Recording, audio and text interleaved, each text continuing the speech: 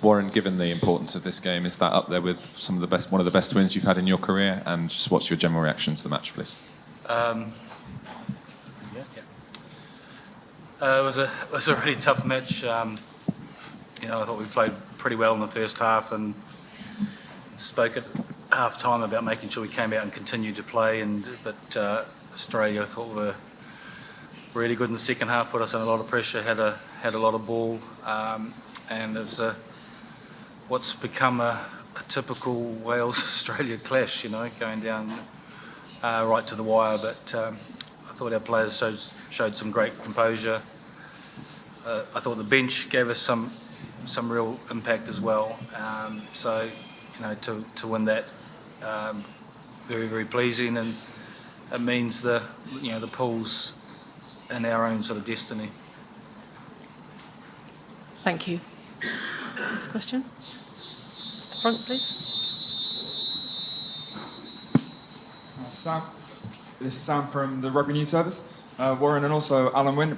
It was noticeable you played the game almost like a knockout match with the drop kicks early on. Was that part of a tactic to play in that mindset already early in the tournament? In fairness, I think it was in credit to Biggs. We got out there to play. When you have such an early opportunity, you want to capitalise on taking that. I think it was the first minute or two. So in fairness to Biggs, we wanted to put the pressure on any way we could from the start, and he took the opportunity. Yeah. It was just about winning, really. That's how important it was. So it wasn't about knockout stages. We just wanted to win the match and keep the scoreboard ticking over, and that was a pleasing thing. It's the way the game is now, and defensively, sort of from about 15-20 metres out, it's pretty hard to break teams down. It's a lot easier from about 4 or 5 metres out. So, and he just took that opportunity, like I said, to take 3 points and to kick and keep the scoreboard ticking over as Reece Petrel did as well when he had the chance. Thank you. Good thing like that. Just a second. Go ahead, please. Alistair Emma from AFP. A lot has been spoken about Hooper and Pocock in the run-up to the game. Just wonder if you could talk a little bit about your back row tonight.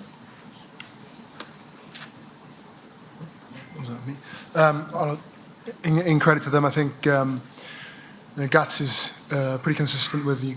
If you do well, you get an opportunity. They had another opportunity tonight. I think there's a nice blend there, and there's a couple of guys that created the edge in training in the week with frustration and on-selection. That's what you need leading up to a game. We know how dangerous they are as poachers, and I think that was the point in the first half with urgency to stop separation at breakdown and try and keep out the game, particularly in the first half. I think they probably got a few more in the second half and slowed us down, but credit to our back row for doing the job there. Thank you. The front, please. Warren, in your long career with Wales, you've had a lot of days where you've seen out tough matches like that. What does that say about the character of your Welsh team and the squads you've had over that time? I just think this team as a squad have grown up, and in terms of the game management, that's improved significantly, and it was good in the autumn last year, and particularly the Six Nations. And I think we'd learned a lot from those experiences with our sort of, like I said, management, the guys coming off the bench giving us impact and showing some real character under a lot of pressure in that second half. There were a couple of key turnovers that we got towards the end of the game. So yeah, it was pleasing. So and for us, it was a challenge because we had the 6-day turnaround. It was Georgia wasn't an easy encounter, and to pick the same team, the same starting lineup with a 6-day turnaround is a real challenge for us. So I thought, even though we're under a lot of pressure in that second half, I thought our composure and our fitness levels were really good, and we soaked up a lot of pressure. Thank you. At the back, please. Warren, Australia came back strongly in the second half, as you've mentioned, a lot of momentum. As a coach, how do you strategise about when to release the bench? Because you seem to wait an extraordinarily long period of time before you brought them on. What's your thinking around that?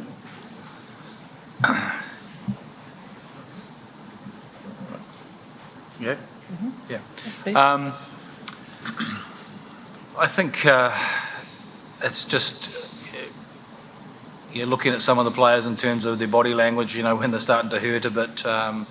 They've given so much physically. Some players we want to change quite early, particularly the front rowers, making that change reasonably early. And for other players, you spend a little bit more time making that decision because of their experience and stuff. A couple forced on us, and so you're just trying to get a feel for when is the right time to bring fresh legs on and for players to come on and have an impact. And I said I was really pleased with that today. And but there's no magic formula. It's a little bit of luck sometimes as well. Thank you. Gentleman's there waiting, second row, please. Thank you. Warren, first of all, how is Dan Bigger? And at the end of the first half, he was stood at the mouth of the tunnel, slapping the backs of all the players and pulled Rhys Patchell aside in particular and gave him a few words. What do you think that says about him after the disappointment of having to come off? Yeah, I mean, he failed an HIA, so he'll have to go through the protocols. Had a chat to him. He's said he's feeling good, but we've got to make sure that we do go through those protocols over the next week. And yeah, he was disappointed that he came off, but I thought he was brilliant the way that it was encouraging Rhys, and it was important for him as well. And I thought Rhys Patchell came on and did a fantastic job for us. So I thought he's been criticised a lot about his defence in the past. We changed a few things in the way that he defended, and I thought his line speed was excellent. He made some big tackles for us and controlled the game pretty well. There's a couple of things we want him to continue to work on in terms of bossing it out there a little bit more, but it was a big match for him to come on that early and to get a win, and I think he'll get a lot of confidence from that. Thank you. At the front, please. And we'll go to you. Warren, just on the theme of injuries, Liam Williams seemed to be hobbling quite badly at the end. How is he? And again, what does it say about his character that he was still part of the defensive line, looking like he was playing with one leg? Liam sort of rolled his ankle, but he should be okay. He's just going to probably need a bit of time. Look, there's some sore bodies there. A lot of players said with that short turnaround, it was one of the toughest test matches they've played in a long, long time. So we'll need to make sure that we recover. I think we've got 9 or 10 days before our next match, and so we'll use that the best way we possibly can to freshen up the guys and to make sure that we take a little bit of time. So it's nice getting a decent break before our next match against Fiji. Thank you. Gentleman at the back, please. For Ali, being the leader inside the field, what's the mindset before a game like that? What was the question? Could you repeat the question, please? Being the leader inside the pitch, what's the mindset before a match like that? I think I heard a quote in the week, and I think, I'm not sure which side it came from, that these encounters usually bring out the best in both teams.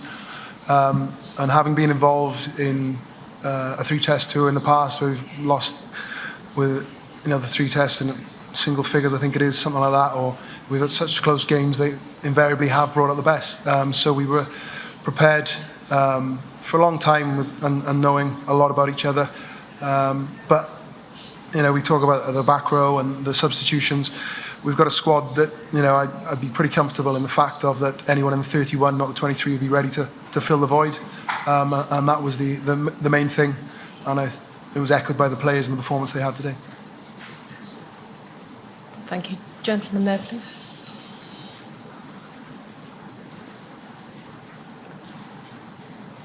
I'm Matsu, Japan Shueisha. My question is to head coach, please. This is not about this match, but what do you think about Japan's win against Ireland last night?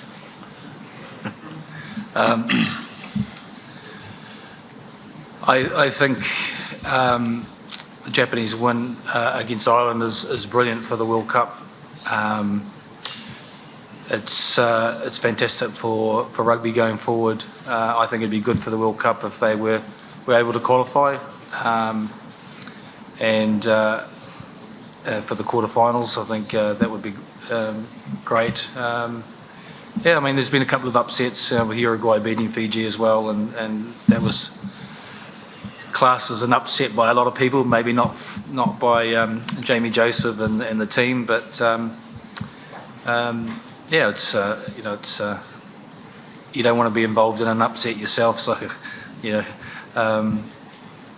but I thought it was good for the tournament and great for Japan as a country, and hopefully for Japanese rugby going forward as well.